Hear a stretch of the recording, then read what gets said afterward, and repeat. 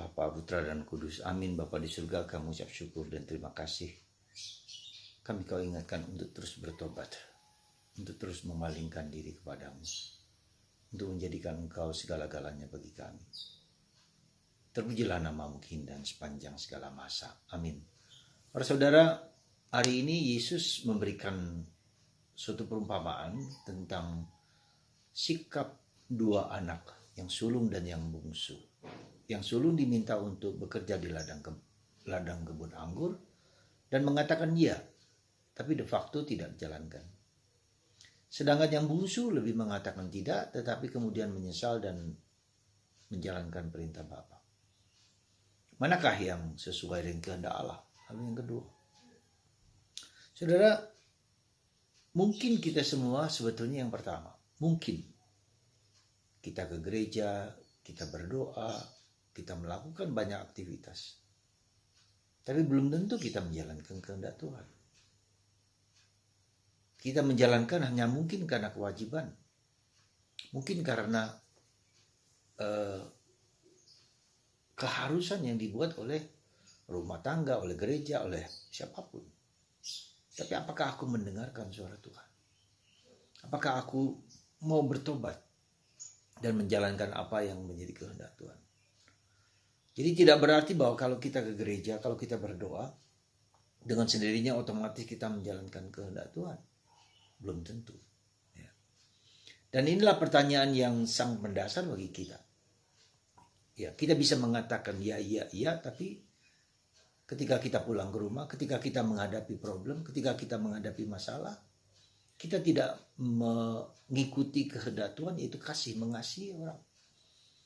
Apapun dengan segala situasi keadaannya, apapun dalam segala situasi kondisinya, saya menjalankan kehendak Tuhan di atas segala sesuatu. Kehendak Tuhan merupakan makananku, kata Yesus. Kehendak Tuhan merupakan core, inti dari segala mengikuti Tuhan. Kehendak Tuhan adalah membuat aku bertobat. Bertobat dalam arti bukan hanya mengubah perilaku hidup, bukan hanya itu, tapi menjadikan Yesus segala-galanya. Menjadikan Yesus dorongan untuk menyatu, untuk sekehendak, sepikir, seperasaan dengan Tuhan. Seperti halnya dalam bacaan kedua hari ini dalam surat Paulus kepada umat di Filipi. Allah yang adalah Allah yang besar, maha kuasa dan hebat, justru menjadi manusia, merendahkan diri serendah-rendahnya, supaya menjadi serupa dengan Allah, supaya nanti kita diangkat, ya, seperti Paulus. Demikian juga seperti hari ini Santa Teresa, kanak-kanak Yesus, tanggal 1 Oktober, peringatan beliau. Ya, pada saat awal kehidupan dia, karena selama masih kecil dia diasuh oleh seorang ibu yang harus menyusuinya karena ibunya sendiri sakit kanker payudara. Kejauhan dari ibu dan orang keluarganya adalah membuat dia menjadi anak manja, anak mudah cerewet, mudah gampang marah, gampang tersinggung, dan seterusnya. Dan itu menimbulkan keluh kesah bagi keluarganya.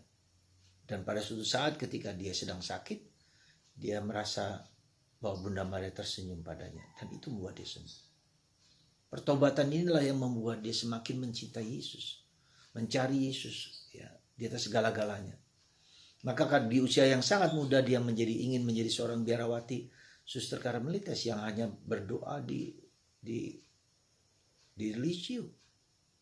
Saudara, kita bertobat itu bukan hanya meninggalkan pekerjaan-pekerjaan yang tidak sesuai dengan Tuhan, tidak taat kepada kehendak Tuhan, bukan, tetapi menjadikan Tuhan segala-galanya.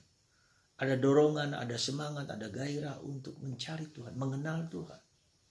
Mengenal Tuhan ada tiga aspek penting yang berkaitan dengan daya kemampuan manusia, kemampuan cipta, kemampuan budi, kemampuan akal, kemampuan otak, intelligence, kemampuan rasa, hati, kehendak, ya bukan kehendak tapi hati kita, hati nurani kita, empati kita. Dan yang ketiga adalah kehendak, karsa. Sekali lagi coba, saya berulang-ulang berkali-kali menyatakan dan tidak jemu-jemunya saya mengingatkan kita akan daya kemampuan kita. Jadi kita berubah itu karena kita memperhatikan ketiga daya itu yang ada dalam diri kita sendiri.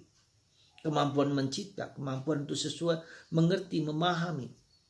Kemampuan hati untuk menemukan Yesus, mengalami Yesus, dan kemampuan karsa melakukan kehendak Tuhan.